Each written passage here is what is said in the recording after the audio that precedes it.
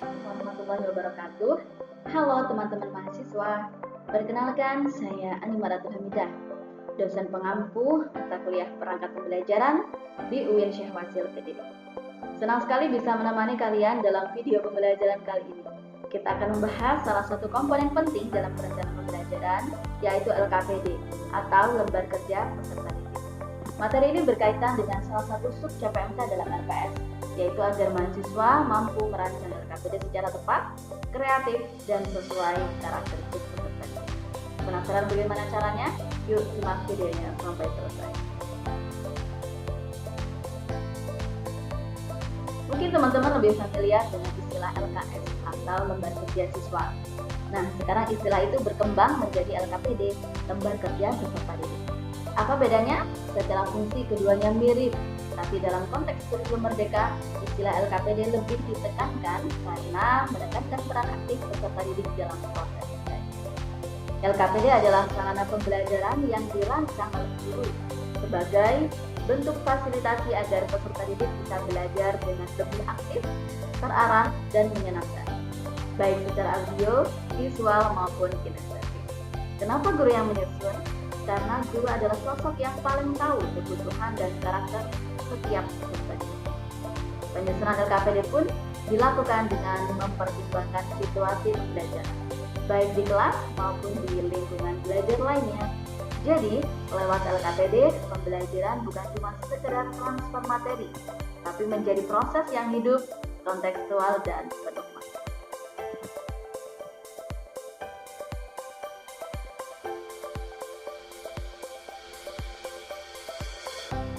Mengapa LKPD harus memahami kebutuhan dan karakteristik peserta didik?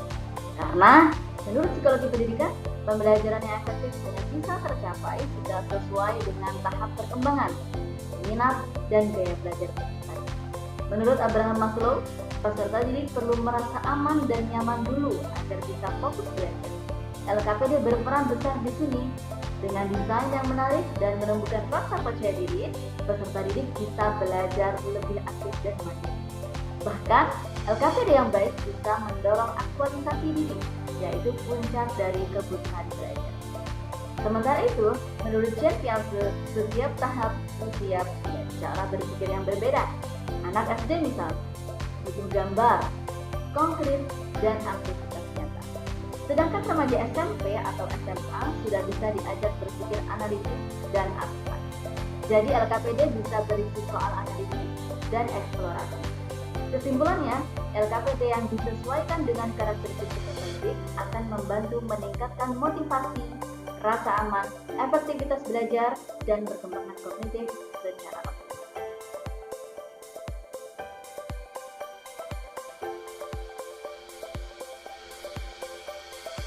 Harus adil, berimbang, dan aktif. Karena LKPD adalah wajah dari pembelajaran itu sendiri. Ia harus mencerminkan nilai keadilan, keterbukaan, dan keterbukaan. Artinya, dalam konten tidak memihak kelompok tertentu, mampu menghargai perbedaan, mendorong diskusi yang sehat, dan bebas dari unsur diskriminasi, kekerasan, dan intoleransi. Jadi hasilnya, suasana belajar jadi lebih inklusif, moderat, dan mendidik generasi yang pintar.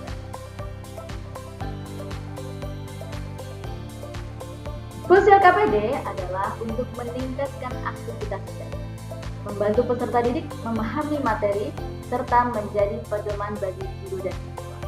LKPD juga memudahkan evaluasi dan menyajikan belajar yang lebih otomatis. Sementara itu, tujuannya adalah agar peserta didik bisa memahami, menerapkan, dan mencatat materi secara lebih mudah, bahkan yang sulit disampaikan secara lisan.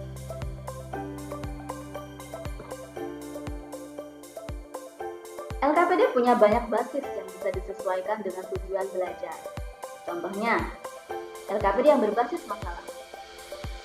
Jadi, siswa diajak menganalisis dan menyelesaikan masalah secara nyata. LKPD yang berbasis discovery learning. Jadi, siswa menemukan konsep lewat eksplorasi. LKPD yang berbasis nilai moral spiritual, di mana menanamkan karakter dan kesadaran agama bagi peserta didik. LKPD berbasis inquiry terbimbing, di mana siswa meneliti dengan panduan. Kemudian LKPD yang berbasis teori, di mana di sini menyajikan konsep secara sistematis lalu diberi latihan.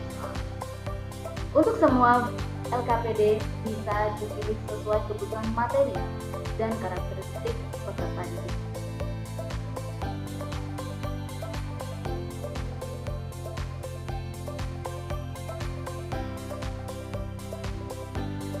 Ada beberapa komponen penting dalam menyusun LKPD, mulai dari identitas, judul dan tujuan pembelajaran. Lalu disusul petunjuk penggunaan, materi singkat, hingga langkah-langkah. Jangan lupa bagian inti dari LKPD, yaitu lembar kerja, serta refleksi atau pertanyaan penuntun di akhir. Semua ini sangat penting agar LKPD jadi terstruktur, jelas, dan mudah diingat.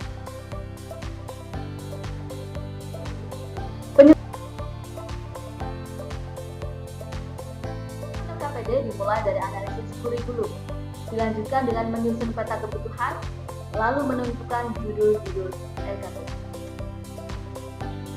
dan diakhiri dengan penulisan LKPD secara utuh. Langkahnya sih sederhana, tapi hasilnya bisa sangat berdampak bagi proses belajar peserta didik. Berikut adalah contoh LKPD PAI dengan tema toleransi antar umat beragama. Diawali dengan petunjuk penggunaan dan tujuan pembelajaran yang jelas. Ada CP, capaian pembelajaran, dan tujuan pembelajaran yang disampaikan. Kemudian ada bagian observasi potret, karena tekniknya adalah observasi untuk melatih pengamatan dan berpikir kritis. Kemudian dilanjut dengan analisis isi untuk menggali makna toleransi dalam konteks siswa. Dan diakhiri dengan refleksi pribadi agar peserta didik bisa mengaitkan nilai toleransi dengan kehidupan sehari-hari. LKPD harus mengajak belajar secara aktif, bermakna, dan membentuk sikap moderat.